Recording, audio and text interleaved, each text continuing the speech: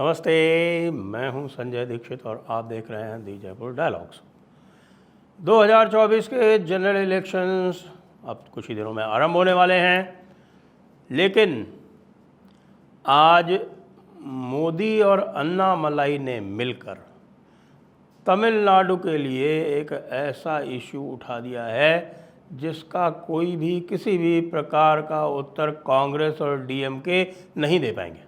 आज times of India में एक स्टोरी छपी। ये स्टोरी में एक हवाला था एक आरटीआई एप्लीकेशन का, जिसमें कच्चातीवू आइलैंड, कच्चातीवू द्वीप, जो कि बिल्कुल रामेश्वरम के पास है, ये समझ लीजिए रामेश्वरम और जाफना के बीच में है।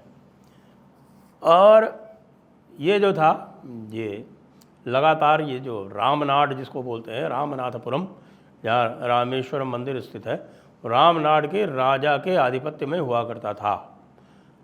अब 1947 के बाद से 1960 तक कोई समस्या नहीं हुई।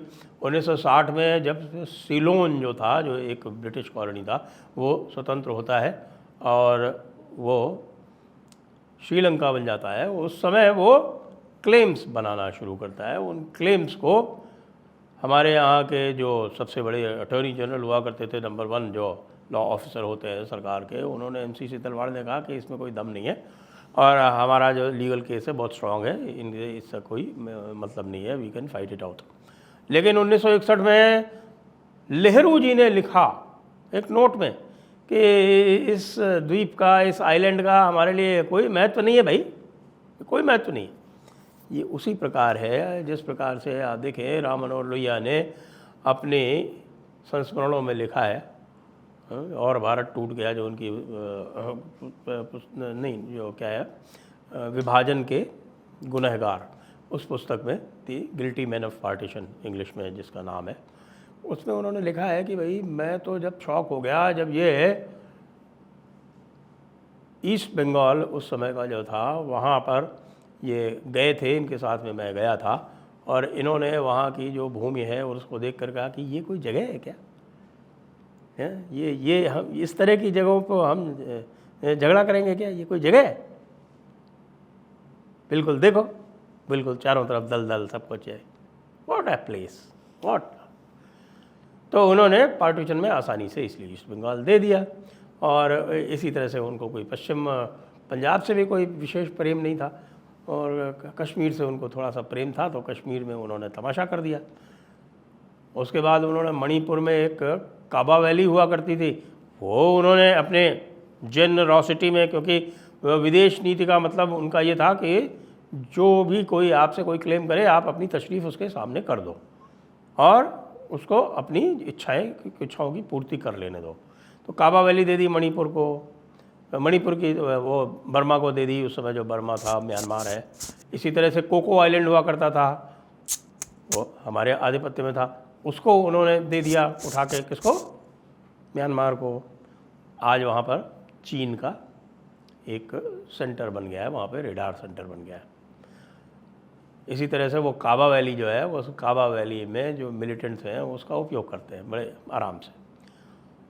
इसी तरह से आप देखें कि जब तवांग को वहाँ के गवर्नर जो थे जय सुखराम दौलतराम, उन्होंने उसको क्लेम कर लिया था, तो उनसे नाराज़ हो गए थे। मानेक शाह ने जब चीनी जो है वो रिट्रीट करने लगे, तो उन्होंने पूरा जो नेफा जो आज अरुणाचल है उसको क्लेम कर लिया, तो मानेक शाह से नाराज़ हो गए। इसी तरह से तिब्बत में भारत के टेरिटोरियल राइट्स हुआ करते थे, भारत के जो कॉन्सुलर सेंटर हुआ करते थे गारी में और आपके चुम्बी वैली में, तो उनको भी उन्होंने सरेंडर कर दिया। मतलब बहुत ही दरिया दिल थे, और भारत की कॉस्ट पे कुछ भी अपना जो है वो विदेशों में अपना महिमा मंडन कराने के लिए तैयार रहते थे। ये अलग बात है कि इस तरह का जो ही कोई भी काम करता है उसको विदेशों में मोतिया समझा जाता है, और उनको सब मोतिया समझते थे, और यही चीन भी उनको मोतिया समझता था, इसीलिए चीन ने भारत के ऊपर आक्रमण किया। यदि कोई मोतिया नहीं होता तो भारत पर आक्रमण करने की नहीं सोचता चीन, क्योंकि उस समय भारत के पास सुपीरियर एयर पावर थी। और आपको ध्यान है 1962 में जब आक्रमण हुआ तो उन्होंने एयर पावर का उपयोग ही नहीं किया, डर के मारे। ऐसे महान थे हमारे चाचा नेहरू। तो चाचा नेहरू ने खुशी खुशी ये कहा कि भाई हमें इसका कोई लेना देना नहीं है, कच्चा तीबू जब जाता है तो जाए, पर कोई बात नहीं। उनकी इच्छा की पूर्ति बाद में उनकी बिटिया ने कर दी और 1968 में कुछ ख़तों किताबत हुई और 1974 में उठा के कच्चा तीबू को दे दिया गया, किसे?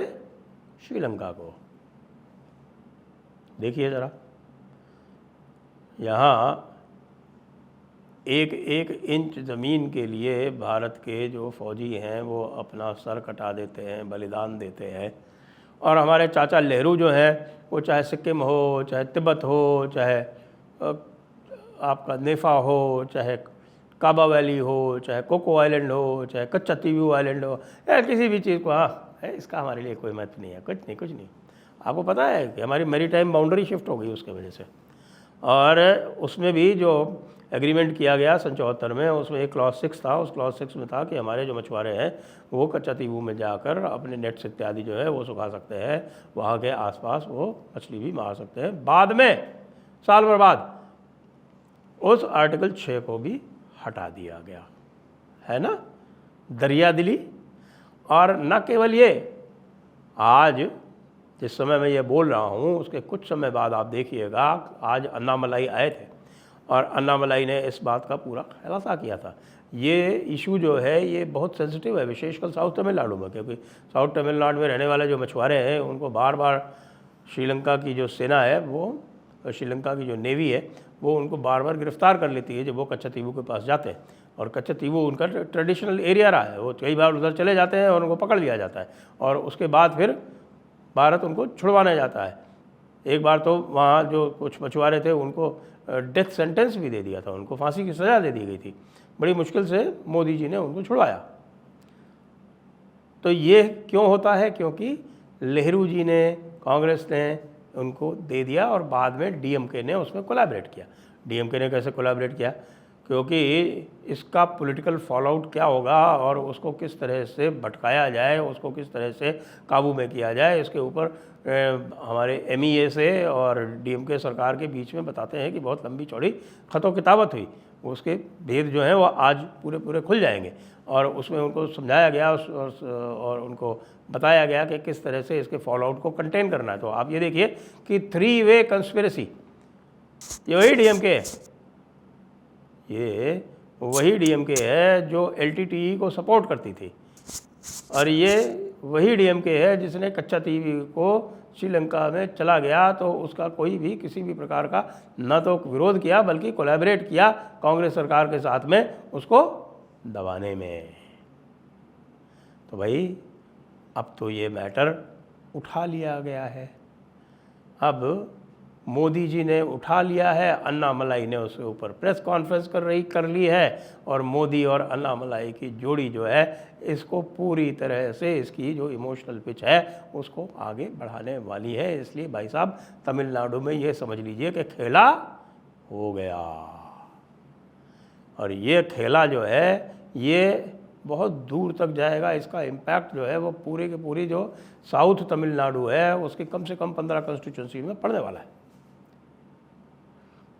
वैसे भी जो आपका तमिल और श्रीलंकन तमिल वाला जो इशू है वो बहुत ही महत्वपूर्ण रहा है, श्रीलंका तमिलनाडु के चुनावों में भी रहा है और यहाँ भी 2 तरह की फीलिंग्स हुआ करती थी।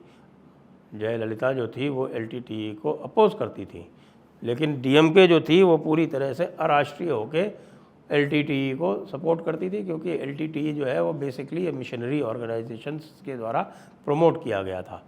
वो एक पूरी की पूरी मिशनरी कंस्पिरेसी थी और पूरा जो उसका सिस्टम था वो नॉर्वे से चलता था। आप कहेंगे नॉर्वे में क्या है? अभी नॉर्वे में बड़े मिशनरी ऑर्गेनाइजेशन है, ख़ासतौर से आपके ये जेहोवा एवा वाले जो हैं वो सब वहाँ से चलते हैं। तो यह इशू आज मोदी जी ने उठा लिया और वो कब? जब भाई लोग जो थे वो रैली कर रहे थे, वो लोग जो थे रामलीला मैदान में रैली कर रहे थे। जिस रामलीला मैदान में कोई भीड़ नहीं आई थी उसके तुरंत बाद मोदी जी ने ये इशू उठा के सनसनी फैला दी है। ऐसी सनसनी फैलाई है कि आप देखिए कि तमिलनाडु का चुनाव जो है वो वैसे ही बहुत क्लोज जा रहा था, लेकिन अब इस सनसनी के बाद में तो ऐसा लगता है कि कहीं पूरी तरह से बाजी पलट न जाए। हम इस पर बहुत ही नज़दीकी निगाह रखेंगे, दृष्टि रखेंगे। जय हिंद, जय भारत, वंदे मातरम।